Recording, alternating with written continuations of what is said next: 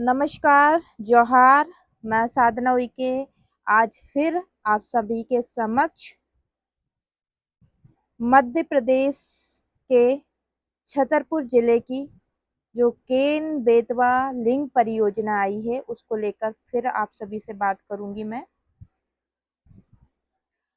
छतरपुर में केन बेतवा लिंक परियोजना जो कि छतरपुर और पन्ना दोनों को प्रभावित कर रही है और दोनों में एक जिले में एक बहुत बड़ी लिंक परियोजना आई है जिसमें कई प्रकार के समुदायों का नुकसान हो रहा है, खास करके आदिवासी समुदाय का, जिनको उनकी जमीन से ही खदेड़ा जा रहा है, जिनको ना किसी भी प्रकार का मुआवजा दिया जा रहा है, ना उनकी ग्राम सभा की सहमति ली गई है और वहां पर इतना बड़ा प्रोजेक्ट लेकर आए हैं।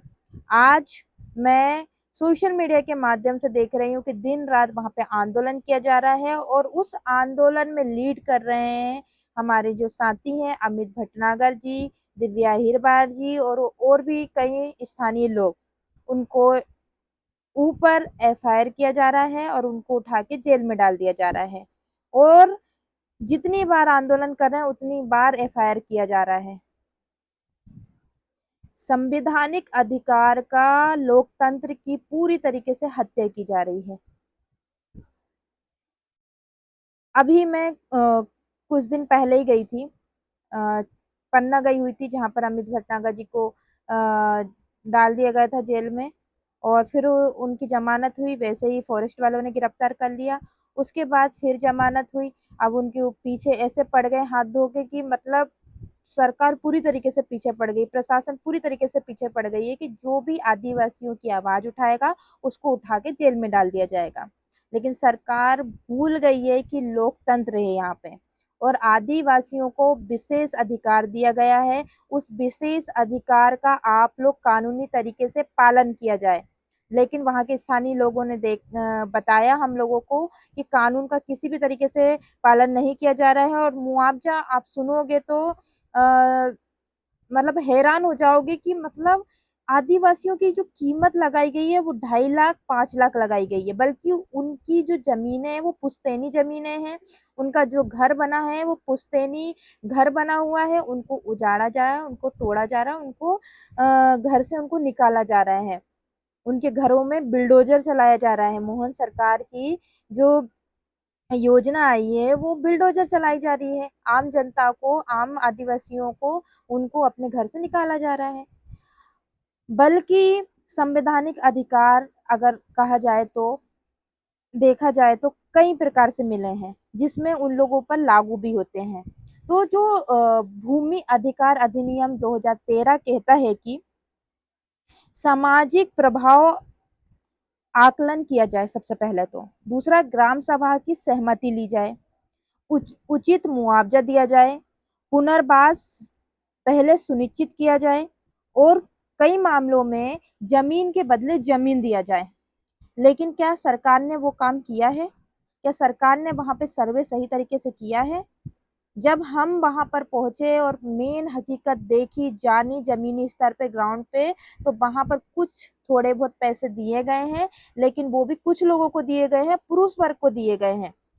और सबसे बड़ी बात है कि वहां के जो अधिकारी कर्मचारी लोग हैं, खास करके पटवारी जैसे लोग भ्रष्टाचार कर रहे हैं, घूसखोरी कर रहे हैं और तब जाकर उनको मुआवजा दिया जा रहा है, वो भी कुछ ही, बल्कि उनकी जमीन जा रही है, उनका घर परिवार पूरी तरीके से मिट रहा है, उनको ना जमीन के बदले जमीन दिया गया, ना घर के बदले घर दिया गया है। कैसी सरकार है, समझ नहीं आता। मेरे को पूछना चाहती हूँ मैं तो ऐसी सरकार से कि आप एक तरफ विकास की बात करते हैं और वहीं पे आदिवासियों का आप विनाश करने के लिए पूरे तैयार रहते हैं।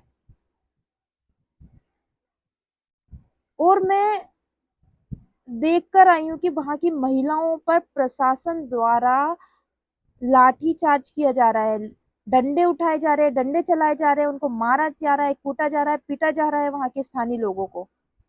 तो क्या मोहन सरकार महिलाओं की बात कर रही है और एक तरफ आप वहां की महिलाओं को पीट रही है?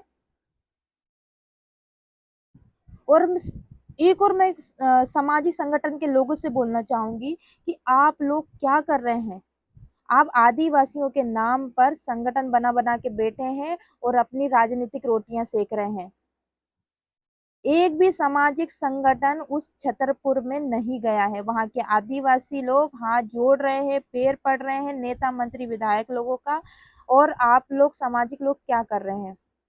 नेता विधायक जाते हैं राजनीति करके वहां पे आ जाते हैं, लेकिन उसका आकलन नहीं करते हैं, एनालाइज नहीं करते हैं कि आखिर में आप वहां पे गए हैं तो आपने क्या करके आए हैं वहां पर।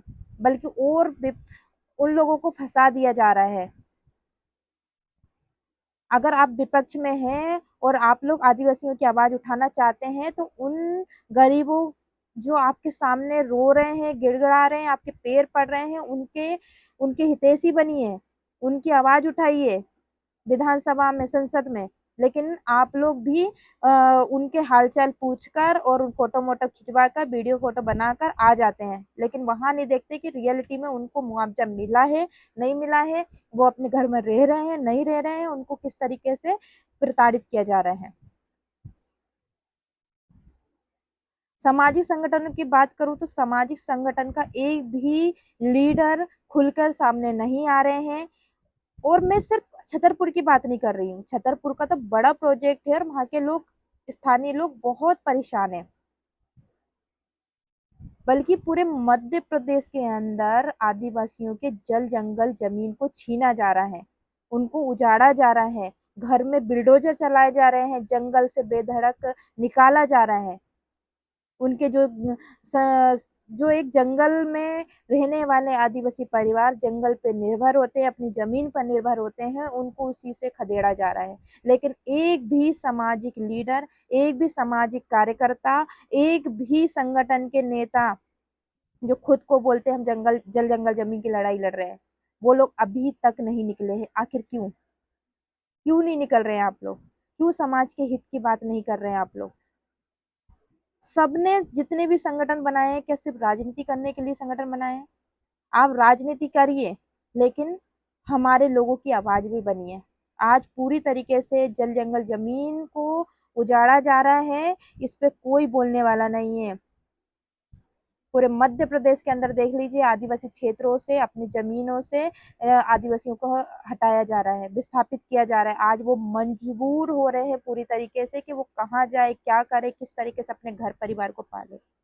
उनकी जमीनें जा रही हैं, उनकी पुश्तैनी घर जा रहे हैं, जो कि पूरी तरीके से उनकी जो आने वाली पीढ़ी उसको खत्म करने का प्रयास किया जा रहा है।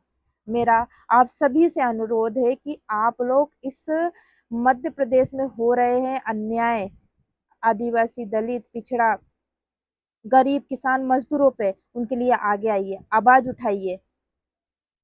नेता विधायक के पीछे खूब जाते हैं आप लोग, लेकिन गरीबों के पीछे कौन जाएगा?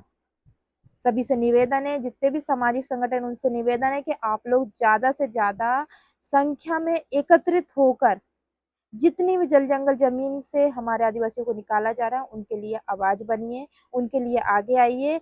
हम लोग मिलकर ही इस सरकार को जवाब दे सकते हैं और अपने आदिवासियों की आवाज बन सकते हैं।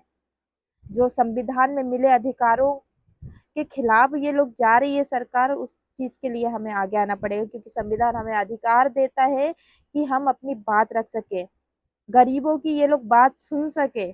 लेकिन ये लोग बिना सोचे समझे फर्जी तरीके से ग्राम सभा गठित करके, साइन करवा के गांव को पूरी तरीके से उजाड़ रहे हैं। ना उनको जो उचित मुआवजा मिलना चाहिए, ना वो मिल रहा है। और ऐसे लीडर जो कुछ समर्पित होकर लड़ रहे हैं, उनको उठा के जेल में डाल दिया जा रहा है। कब संगठित होंगे आप लोग? किस तरीके से संगठित होंगे? ठीक है। जोहार, जिंदाबाद, जय भीम, जय संविधान।